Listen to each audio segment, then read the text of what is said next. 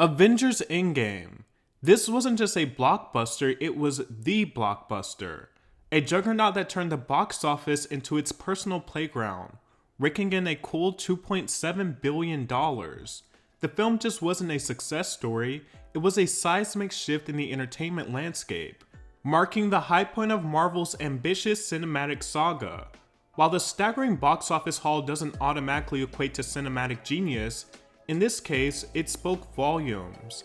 Endgame was either the zenith of modern blockbuster filmmaking, or a glaring example of Hollywood's increasing reliance on franchise formula. It all depends on your perspective. Rewind to 2005, the year Marvel Studios decided to gamble on its less celebrated heroes, a move that would redefine the superhero genre. The first few films were just a warm-up. By the time the Avengers rolled around in 2012, Marvel had turned its ensemble of heroes into a box office breaking phenomenon, inspiring a whole new approach to movie making. Endgame wasn't just another sequel, it was the grand finale of an intricate narrative woven across 21 films. Each movie stood alone, yet together. They crafted a larger-than-life experience. It was an epic tapestry of storytelling. Obviously, some were better than others. Post-Endgame, however, the MCU seemed to hit a plateau. The movies that followed, Black Widow, Shang-chi, Eternals, and others, tried to recapture the magic, but fell short of the high bar set by their predecessor. Even acclaimed Disney Plus shows like WandaVision and Loki couldn't fully replicate the earlier success. As the budgets grew, the return and critical reception began to wane. Shows like Secret Invasion, despite their high production values, didn't make the expected impact. The trend wasn't exclusive to Marvel, it seemed to be a Disney-wide issue, with big budget productions failing to deliver as they once did. Disney CEO Robert Iger shed some light on this situation. He acknowledged a potential shift in audience behavior post-pandemic, suggesting that the days of packed movie theaters might be over. He also hinted at a possible misstep by Disney, suggesting that the focus may have shifted too much towards messaging at the expense of pure entertainment. This comment seemed to nod towards the go woke, go broke theory, though the reality is likely more nuanced, considering the success of other studios and films that embrace diversity. Moreover, Iger touched on a critical aspect of filmmaking, the balance between entertainment and messaging.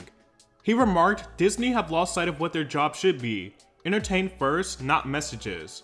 This statement seemed to acknowledge the criticisms from the go woke, go broke segment of the audience, who argue against what they perceive as forced diversity and messaging in films. However, Iger's comment also invites a more nuanced discussion about the role of storytelling in today's diverse and evolving cultural landscape. It seems Robert Iger's prediction about the decline in theater attendance post-pandemic wasn't entirely on the mark. Let's dive into some examples that defy this forecast.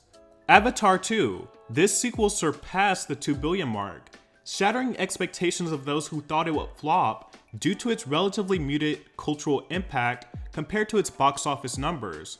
It's a clear indicator that blockbuster cinema still has a strong appeal. Barbie.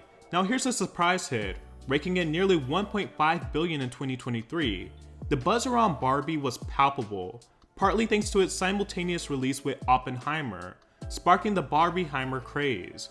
Unlike typical blockbusters, Barbie resonated strongly with its feminist themes, overshadowing any criticism it faced for its political messaging, and specifically discredited the go woke, go broke crowd that swore audiences were getting tired of social justice in films. Mario, the Super Mario Bros. Movie, also made a killing with over $1.3 billion in ticket sales. Interestingly, it outperformed Disney's animated offerings like Wish and Elemental. This tells us something significant. Familiar IPs have a gravitational pull. Even if these films weren't groundbreaking, they had the advantage of a ready-made audience. Oppenheimer. Not all blockbusters need to be based on established franchises, as the success of Oppenheimer shows. Earning over $950 million, it benefited from an all-star cast, Christopher Nolan's direction, and of course, the Barbieheimer hype. This success might be a sign that the doors open for more diverse, big-budget films in the future. Five Nights at Freddy's. Five Nights outperforming Disney's Haunted Mansion further illustrates that newer, more current IPs have an edge in today's market. It suggests that Disney might need to rethink its strategy, balancing innovation with the creative spark that defined its earlier successes. Saltburn. This film was a major talking point, and despite its flaws, its success is a heartening sign for the industry. It's indicative of a shift towards more varied and engaging content. And we also had The Hunger Games, The Ballad of Songbirds and Snakes, which grossed over $330 million. So what is the reason? What are some possible reasons that the Marvel Cinematic Universe, along with other Disney films, might not be hitting the highs they used to? One reason, Marvel monotony. Each Marvel movie increasingly feels like a remix of the same formula.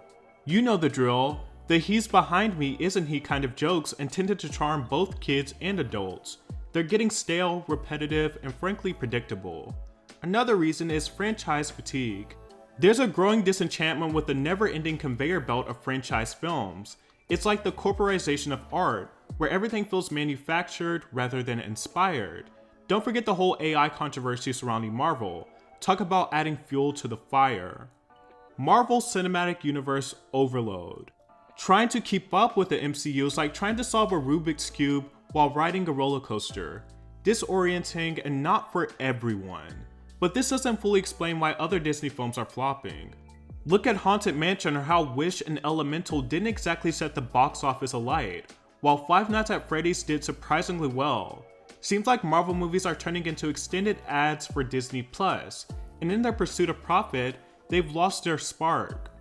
The cycle of trends. Maybe we're just witnessing the natural ebb and flow of the entertainment industry. Audiences crave novelty, and this desire drives the cyclical trends in art, music, movies, and fashion. Perhaps it's time for standalone films to bask in the limelight once more. Disney's overreach. Disney might have bitten off more than they can chew, with their overconfidence in each project's success. They now face the tough job of having to sell out for acquisitions to balance the books. Avatar stands out as a success story, but let's face it, people watch Avatar for entirely different reasons than they do for other Disney movies. As we coast through 2024, I'm genuinely excited to see how the cinematic landscape shapes up, especially with an eye on whether Marvel's era of dominance is truly tapering off. The variety in this year's movie lineup is like a breath of fresh air, a blend of superhero flicks and an eclectic mix of other genres. We've got Challengers, Dune, and Deadpool in the pipeline, and we also have other movies like Wicked Part 1, and with Avatar 3 being delayed again to the surprise of absolutely no one, it's tantalizing to think that we might witness a musical, yes, a musical topping the box office charts. It's a toss-up though. Deadpool could swoop in and steal the show. But I wouldn't count Dune out just yet either. This year just might be the year a lot of people have been waiting for. A year where the box office king isn't a CGI-laden cape-wearing superhero movie, but something different. It's time to grab the popcorn and watch it all unfold. Let the games begin.